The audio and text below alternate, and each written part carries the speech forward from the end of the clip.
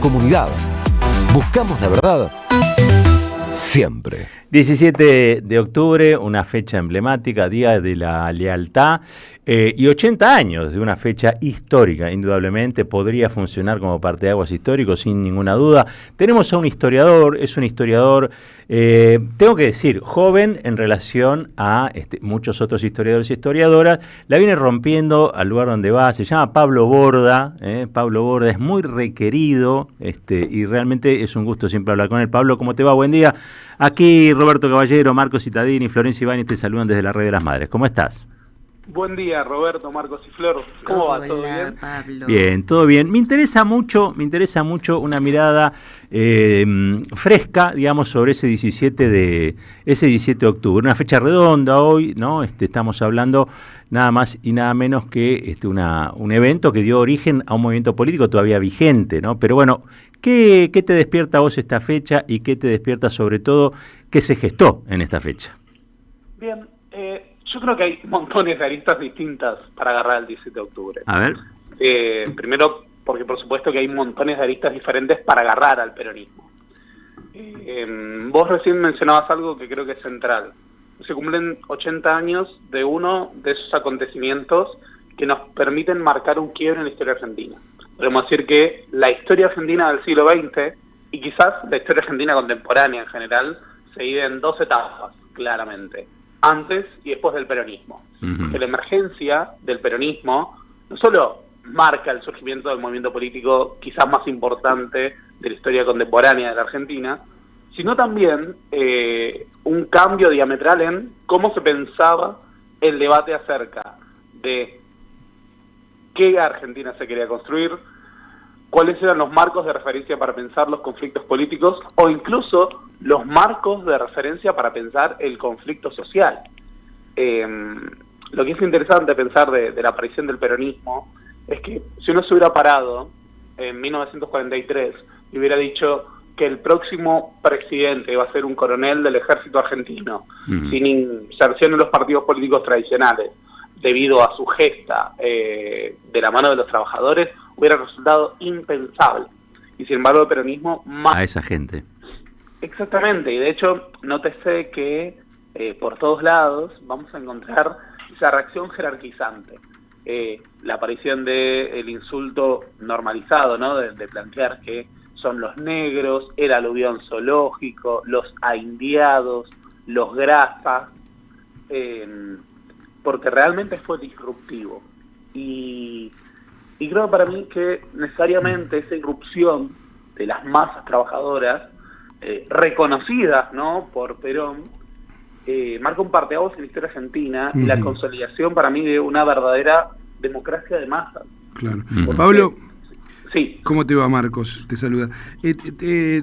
Por estos días, por obvios motivos, se vuelve a hablar muchísimo de Braden o Perón, ¿no?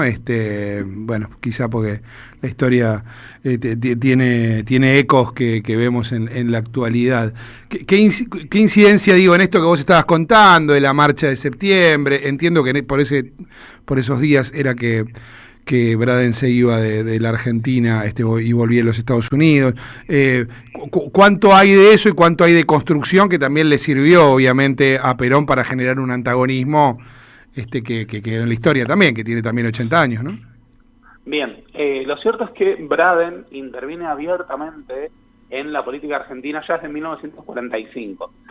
Cuando, por ejemplo, se habla del mito de la Argentina nazi, yo siempre cito que los primeros panfletos que empezaron a hablar de que Hitler estaba en un submarino en Argentina son de 1945, antes de que se suicide Hitler, por ejemplo. Y que, por entonces, Estados Unidos, que ya estaba perfilando cuál sería el ordenamiento geopolítico posterior a la Segunda Guerra Mundial, buscaba recuperar el terreno sobre Argentina y pasar de lo que sería la política del buen vecino de Franklin Delano Roosevelt a la doctrina de la contención, ¿no? Y a encuadrar a todos los países latinoamericanos como el espacio de dominación del gran país del norte, comillas, comillas, comillas. Y en ese sentido ahí teníamos a un Estado díscolo, un gobierno díscolo, que era el gobierno de la Revolución de Junio, y posteriormente Perón. Por eso gran parte de todo el proceso de convocatoria de la oposición está respaldado por el accionar de Sproul y Braden, que fue un accionar notorio para la época, en el sentido de una injerencia estadounidense en nuestro país. Y por supuesto que terminó por marcar los términos de la confrontación con la famosa consigna Braden o Perón. Pero efectivamente hubo un intento de Estados Unidos de incidir en las elecciones para poder lograr la elección de un gobierno plenamente alineado. Algo que hoy en día nos resultaría una locura, por supuesto, porque no es que haya vuelto a ocurrir en 2019 o esté ocurriendo en este momento. Pero bueno. Digamos que no. A ver, claro, hay algo igual que... Por suerte hemos superado las injerencias extranjeras en la política de nuestro país, o algunos términos del imperialismo, o la voluntad de algunos gobiernos de ser siervos de esas potencias. No, seguro.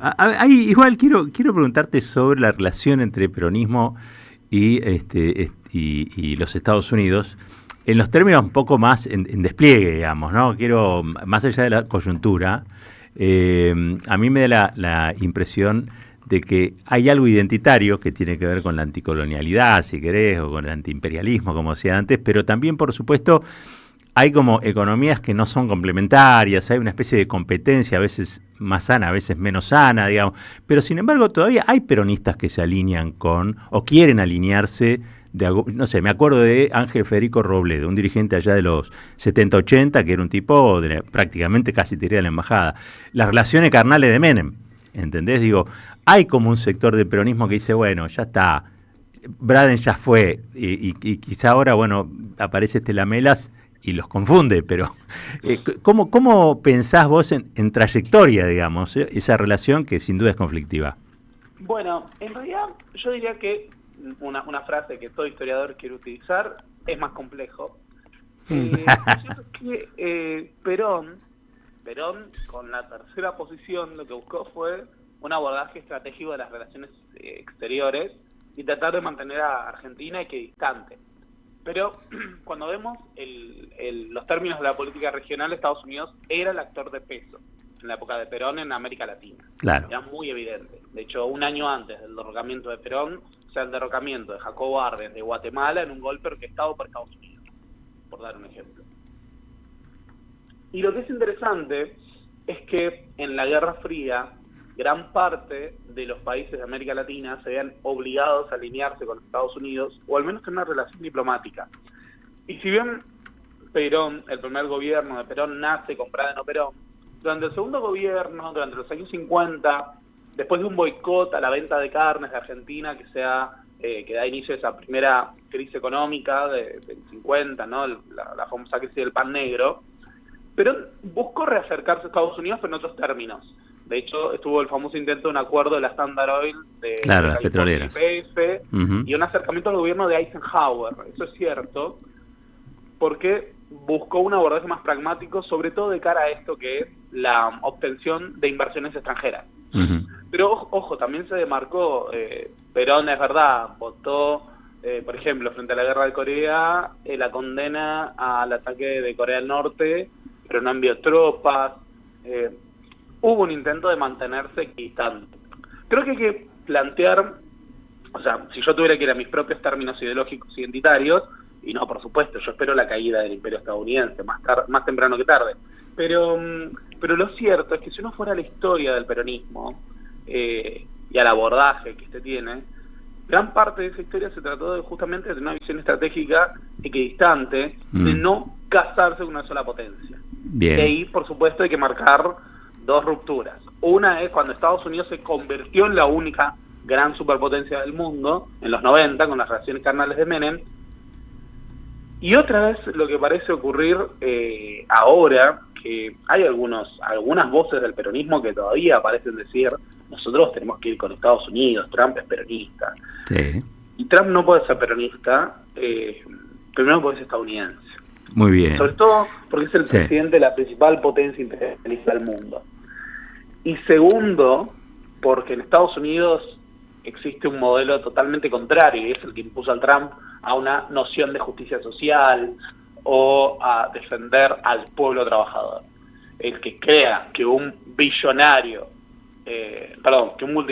estadounidense puede representar un proyecto político similar al peronismo, y bueno, tiene la brújula un poco desorientada. Es verdad. En ese sentido, creo que lo que estamos viendo con el gobierno de Javier Milei no solo es un acto de servilismo a Estados Unidos, sino que es a su vez el producto de una absoluta ignorancia al respecto del ordenamiento del mundo. Estamos ante el momento en el cual Estados Unidos está perdiendo su rol de potencia hegemónica, se está produciendo el ascenso de China, estamos transicionando a un mundo multipolar, y en ese contexto nosotros ponemos todos los huevos, no solo en una canasta, sino que es la canasta equivocada. Tal cual. Pablo, bueno, muchísimas gracias por esta clase, ¿eh? Así que te mando un gran abrazo, y gracias en serio por la claridad, y bueno, felicitaciones por todo lo que estás haciendo. De Pablo Borda. Muchas gracias, Roberto. Abrazo grande, gran historiador, de los historiadores quizá más joven o que trata de contactar con jóvenes y que lo hace y lo logra, y tiene, me parece a mí, un rigor que a veces algunos entienden como un rigor apagado, no tiene que ser algo apagado para que sea riguroso, tiene que ser algo, y él lo hace de un modo didáctico y